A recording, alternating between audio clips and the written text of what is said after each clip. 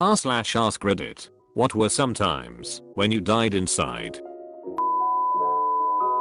In the 7th grade, I got my back to school clothes. For some reason, I thought yellow pants and a yellow Hawaiian shirt looked awesome. I was excited to wear this new outfit. We were not wealthy, so having new clothes like this was a big deal for me. Sitting in my English class, I received a note. It said, "Are you the mustard man?" and was signed by every person in the ducking class. And as I read it, they all burst out in laughter. All of them. It's a moment in life where you have to laugh or cry, and either way you die inside. I chose to laugh. Kids are cruel. I bet you did look awesome. Someday I hope you find your Miss Scarlet or Professor Plum and live happily ever after. I did. She is awesome. I had a customer who was holding and examining an awkward, fragile, and expensive item with one hand. I asked her to please hold it with two. She turned to look at me. She only had one arm. When I was about 9, I was in a school assembly, all 400 students and all teachers. At our school assemblies, the students sat cross-legged on wooden floor in the sports hall. Well, I had to fart, and I assumed it would be quiet. It was not. It ended up being extremely loud, and was amplified by the wooden floor. In my school, he would have been a king. In 3rd grade, we had to line up and be escorted to the cafeteria for lunch. I was at the front of the line and had to fart, so I tried to let it out quietly as I walked. Turns out you don't have much control down there at that age. Ripped a loud, wet fart right at the doorway, and all my classmates had to walk through the radiation zone. Username does not check out. Think I'm late and this will get buried, but when I was in high school I used to swim competitively, so speedos, hat, etc.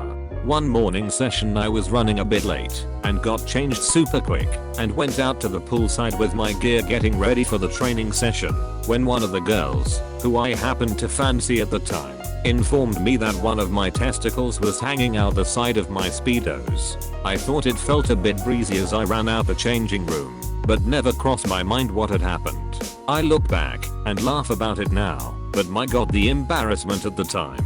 I still wonder how many others saw and didn't say anything, hahaha.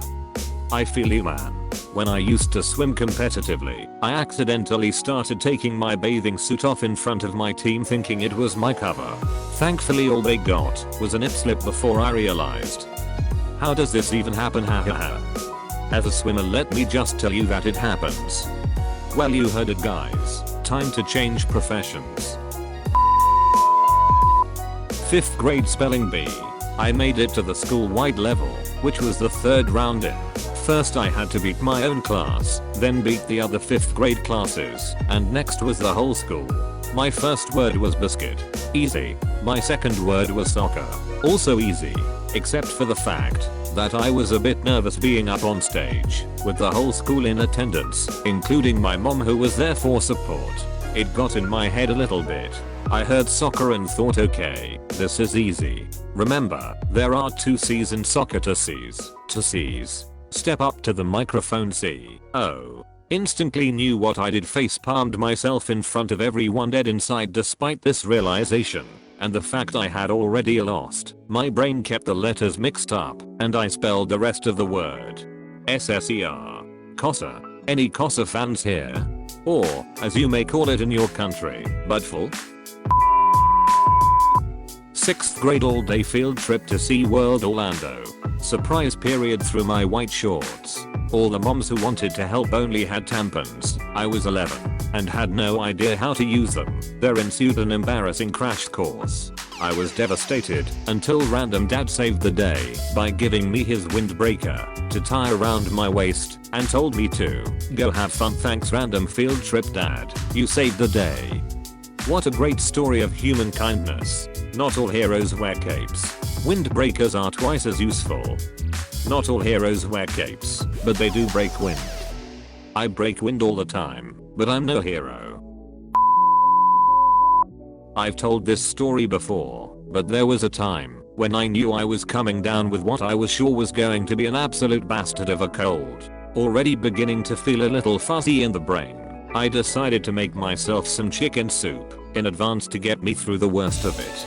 I chopped some carrots, chopped some onions, threw in a chicken carcass, and over the course of about 4 hours made the most bomb-ass stock you could imagine. Then my dumbass poured it through a colander directly into the sink. It took me a good 30 seconds before I realized what I'd done. Then I just sat on the kitchen floor for about 10 minutes, gazing at the opposite wall, and wishing real life had a Control-Z function. My heart sank reading that. In that sink.